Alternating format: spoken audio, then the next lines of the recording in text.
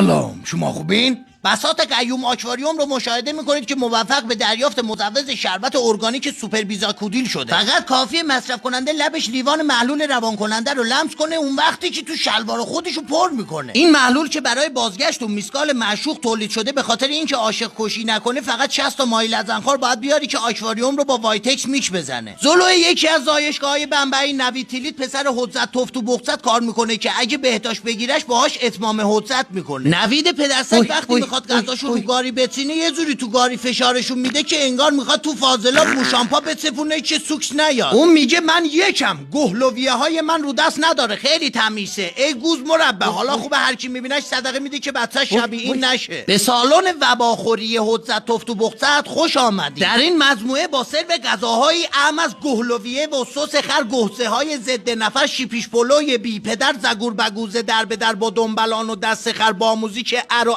به شیوه خودم پر کن خودت بخور به صورت سلف و بیرون بر که از وقتی شروع کرده اسرائیل هنوز مرخصی نرفته و همه شیفته فروش میکنه. لذا آخرین باری که حجت هموم رفته هیتلر گروه بان 2 بوده. مشتریایی که یوبوست دارن میتونن به صورت اشانتیون انگشتای حجت رو میکس بزنن و شهرداری هم یه قطعه در بیزرهای بمبئی برای مشتریای حجت در نظر گرفته استه بوده بستنده است. ته موشامپات سیبیل حجت افتاده، اونم بخور یا حیفه. نوش جان بمبئی.